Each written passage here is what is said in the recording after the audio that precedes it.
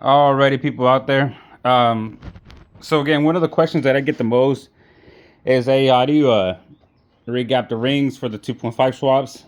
This is gonna be I'm gonna try to do this very fast as possible or quick as possible. With some basic tools. You don't need nothing crazy, nothing fancy, nothing that these big shops use like electric grinders and all that other stuff. So on this one, I use this. Okay, this is just to square off the rings when they go into the bore itself. And then I have this basic ring gap or ring filer, which is this right here. You could buy this. It's very cheap on Amazon. Now, if your block is pretty new, what I mean by that is under, I don't know, 60,000 miles, I would reuse the rings that it came with. If not, if yours is pretty high up there. Now, personally, me, I don't really like blocks over 70,000 miles. Really, if you are gonna reuse it, or if you want to just freshen up your block, you could always use some new rings. This is just my favorite ones. Okay, I'm not sponsored by them, which I should be, but this is my go-to. This is there's other ones on Rock Auto, as you guys can know, or you guys know already. But you would buy these, and out of the box they usually come like with a pretty good gap on them. The only thing you would have to regap is probably the second ring on these. Real quick, I do like to go 0.0 on the, so it'll be the top, so it's 0.018 to 20, and then on the bottom 22, so it's 0.022 to 24, around that area. You should be fine. Now, what do I use to measure the gap? Good old feeler gauge should work. Okay, so this is very basic tools. You don't need this, really. You could use your piston to square it off and just put it in there. Just use, put the second ring on and then just push it down as far as it goes, and you should be fine. This is a little bit better. Okay, it's a little faster, but it's very simple, guys. So this block is already disassembled. Well, not fully disassembled. I gotta take this off. I was spraying it earlier so I could get it cleaned out a little bit. I need to junk this. This is junk. Okay, and this is also junk, the stock one, and the 2.3s for the speed. I'm sorry, the 2.3, 2.5 speed. For the speeds, you need the 2.3 speed one, okay? The knock sensor, so use that. But anyway, so I have already stripped it down mostly. I won't be using new rings on this one because it's low miles. So I'm gonna take off all 4 pistons, okay? It's very simple.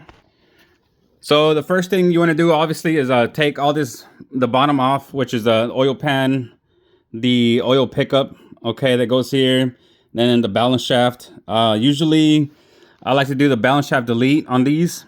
Check out how clean the block is real quick. All right, so you also wanna, on these pistons, you also wanna kind of number them, okay? Make sure you know which one goes where. Usually they come like, so this one right here, you can see the 1, and then the last one, the only bad thing is the last one, they usually don't put a 4. 2 and 3, they usually number. Let's see that.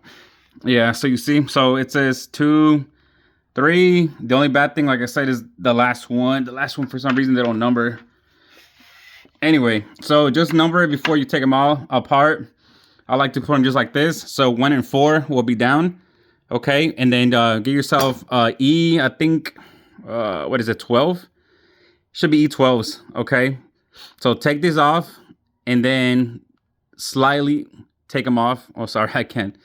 All right, so take these off a little bit, and then you want to hit it while it's still threaded on there, so it could kind of push apart.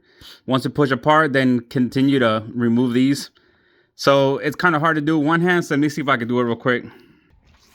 All right, so here it is. So E12 should fit right perfectly there. Boom. Okay, so I'm gonna set you guys up in the stand, okay? And I'm just gonna do one, guys, and then you guys could go from there. Just do all of them. Make sure you do, I would do 1 and 4, and then turn the crank over, and then do 2 and 3, okay? It's the same thing for all of them, and then just and then I'll probably record myself reassembling back the piston, okay? So let's take these off. Let me put you on the stand real quick. Alrighty, so we're gonna take this one off. So loosen it out, loosen them up. Okay, just a bit, back them up. Not all the way. Same thing for the bottom. All right. You can manhandle that thing, don't be a wuss. All right. So sticking out a little bit, just like so. Not all the way out. And just tap it right here. I'm gonna go kind of evenly. So there you go. So now it's apart. So now you continue to take the cap off. Make sure it doesn't fall because you don't want to damage the bearings if you're gonna reuse them. So take this one off. Take this one off. Here's one thing that y'all know-it-alls might not know. Just squeeze this together. Hold that in place. Boom. See how perfect that bearing is? I hope you guys can see. Anyway, so take it off.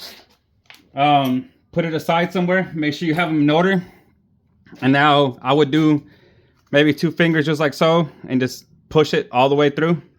Make sure you don't damage the crank. Okay, don't scratch this right here on the backside. So I'm going to flip it over. And then I have myself a long extension, just kind of push the piston out and it'll pop out from the back. Alrighty guys, so just real quick, this is probably the most annoying part. So the easiest way that I like to do, I like to grab something that's really soft. So the end is really soft, so it's not going to damage the bearing itself. So I like to catch it on the end like so. See, it doesn't scratch the bearing, the journal bearing, okay? Well, the journal, sorry. And then I just like to tap until it kind of falls back, it kind of falls in place. Make sure you have something on the bottom, or try to hold it from the bottom so the piston won't fall on the ground and go and it might get damaged or whatever. If you have trouble, you could there's a lot of people that put a bolt back in there and just go and tap that. I like to do it like this. I've been doing this for years and years, and this is how I've done it all the time. I've never damaged a bearing. So another way I could do it is, since it's very soft rubber, I could just kind of go at an angle like so, and then just tap it down, and then make sure you catch the piston on the way back on the bottom. Alrighty guys, so just like that, the ring is out, as you can see. Now these are very simple to get to come out. Just be careful guys, don't break these, okay? They're kind of sensitive, but let me show you something. So let me put you guys on a stand real quick. All right, so these are very easy to break guys, so be careful. All right, so I like to get the end of it right here and just kind of get it out and just bring them around just like that. And that's how you have it out. The same thing for this one. Okay, make sure you go flat, don't bring it out too much, and just go around against it, kind of. Hope you guys can see, against it, and just come out, and it'll come out just like that. All right, so now this nasty ring this piston right here, we're gonna put it in the cleaner, make it look like new. These right here, we're gonna kind of clean a little bit, and then we're gonna go ahead and just grind them a little bit. And then you want to go little by little guys. Usually the top ring is very tight, so it's like, I think comes out to like 0.009, which is crazy for boost. Okay, so I don't care what your tuner says or whoever it is says that you shouldn't regap or whatever. It's always a good idea